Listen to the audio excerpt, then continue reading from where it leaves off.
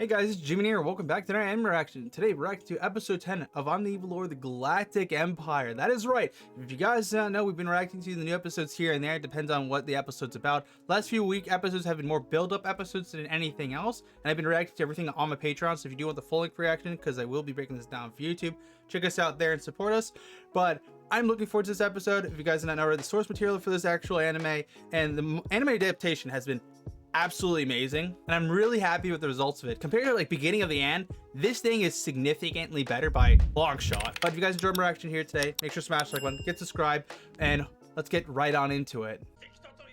This episode I've been waiting for a while. Let's see our boy go out with his abilities. I think there's like 2 episodes left of this anime, which is super unfortunate. I hope we get a second season because the first season is pretty good, and then what it does in the manga is even more fun. So yeah, we're always using the pirates that were left over. The guy just provides him with everything, bro. Even though he was supposed to do the opposite. I still don't get the whole guide thing. He was born off negative emotions. Why doesn't he just go somewhere like Berserk still? Like, doesn't make much sense. You could literally go anywhere with more negative emotions to be shown. Because he literally goes for different worlds, so I'm surprised he just doesn't do that.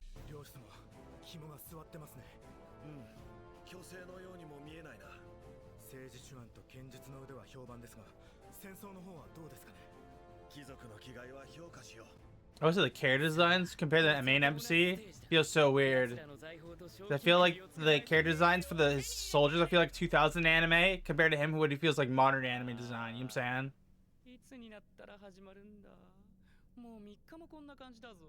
So they haven't fought for 3 days because of the fact they can't see the enemy.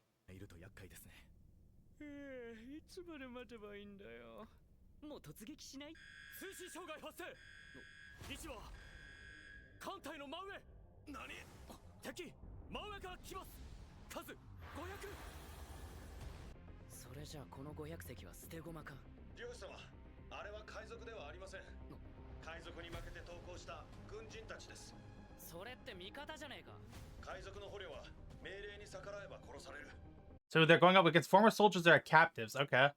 The OTS music is nice in the back. I like it. Ooh. That is rough. Dude, those poor soldiers, bro. They switched sides because they had to. And they just got wiped to the floor by our boy. The OTS music the music just changed again. Depending on the situation, if the music gets cut out on YouTube, you know why? Because YouTube's weird copyright.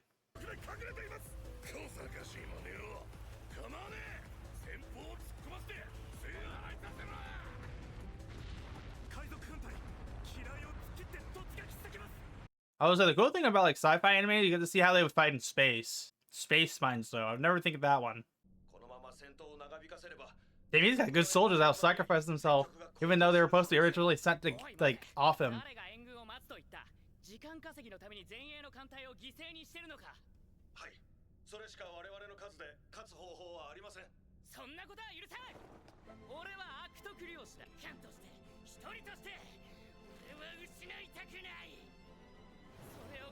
It's ironic. He's trying to be an evil lord, but he looks like a hero based on what he's saying, bro. That's so ironic.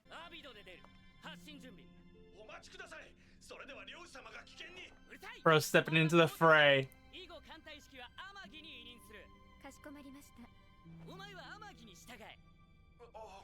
AI kicking on in. Looks like the boy's fine stepping in, and of course his AI is taking a little control of the strategy, bro. Like, I feel like if he just let the AI do its thing, it's just like, bro, why not? You know what I'm saying? If it's a supercomputer, it's a supercomputer.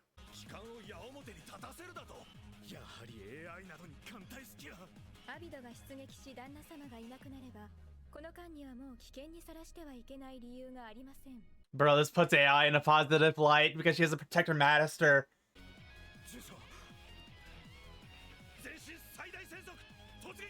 It makes him question the AIs now if they're bad or not, bro. That's actually hilarious. I love the way they use CG, and I just didn't realize that some of the animes are not using like game engines to replicate certain animations that you normally couldn't get in anime. Bro. Bro's just gonna teleport right in front of them. Okay.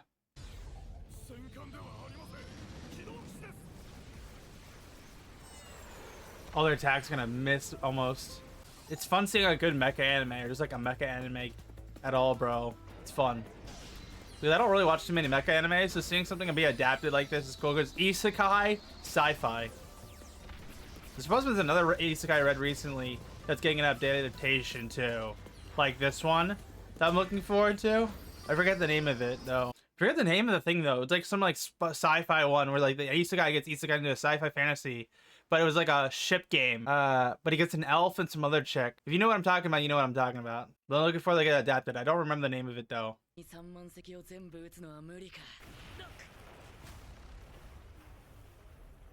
Wait, hit by.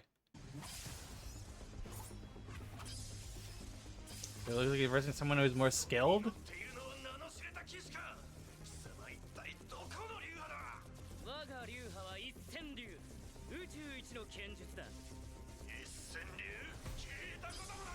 Oh my god.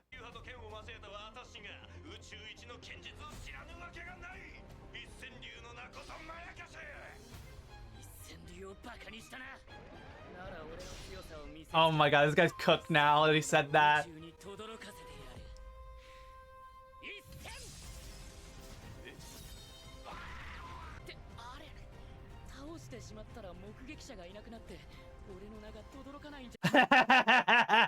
Bro went overkill and murked the guy, bro. He literally got sent to the Shadow Realm. Oh my god.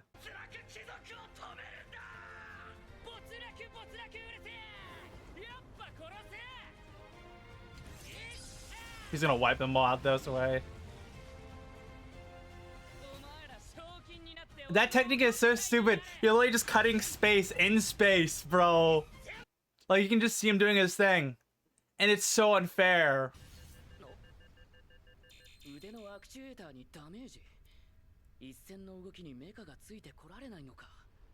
So he can't use his flash attack consistently because it's too much for his mech, bro. That's actually hilarious. If he could, he'd just wipe them all out.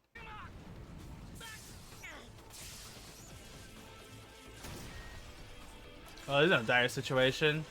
Boy's in kind of a rough spot.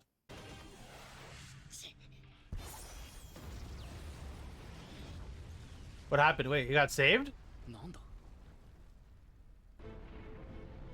Oh my god, the knights that he revived.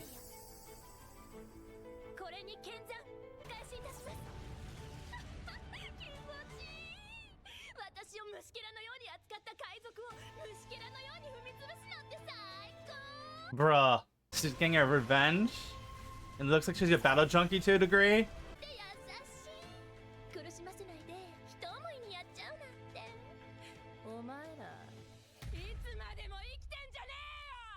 Okay, she might be more than a battle junkie.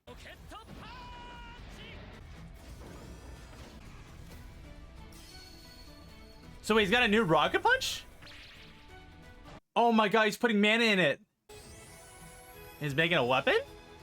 Oh my god. He's gonna do the way to flash with the giant thing.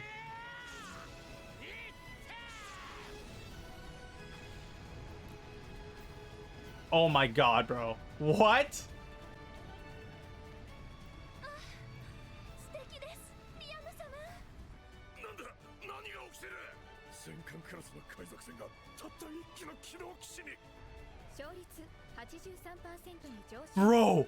Bro, he wiped half the fleet out. And it's still being murked. There's like a One Punch Man from season 3, dude, kind of ordeal where he, like, punches space and like there's a hole in space, but there's a hole in all the fleets. That's actually wicked, bro.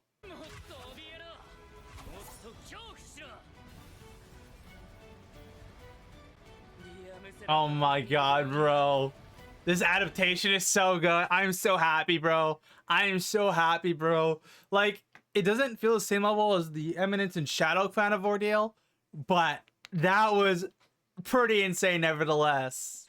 Okay, so it's a new episode of I'm the Evil Lord of Galactic Empire. I will say it's so ironic seeing him do anything as an Evil Lord, because anytime he tries to do anything, right, and he's trying to do the Evil Lord kind of stuff, he gives reason out by like his butler and AI. And when he does like talk about the stuff he wants to do, it seems very lame in retrospect, and then that brings him down to earth. And just seeing him like doing stuff with his people is funny because it's ironic, because like anytime he's trying to be an evil or do stuff for himself, like he wants to like own them, have them to himself and stuff. he's seen more of a positive life because he's saying evil lord kind of ordeal, but he's saying in not the right manner, to the point where like it's not the right situation to say that. You know what I'm saying? As an evil lord, like it's weird because like he looks like an anti-hero and an evil lord, but the hero at the exact same time. And I find that so funny. Anytime he tries to do anything, it's just ironic in the retrospect. And the guy over here too. Can I just quickly say, I feel like the guy is definitely losing his touch when it comes to getting negative emotions. It seems like his plans always are being butchered more recently. I think it's more of a fact that he relies on negative emotions. I assume if positive emotions affect him, his grip on things for controlling situations is lax. So I think that's what's happening here. But also I feel like it was very unlikely they're going to win in the first place. But I would just say the whole AI thing is kind of funny because we always know like the AI is bad because like they had a whole civil war about it. But since their boy put those rules in place, the soldiers originally think, hey, we're supposed to protect our master and stuff like that, so you should do your thing. Then he goes, no, I don't want you guys gone because you're mine, because I own you.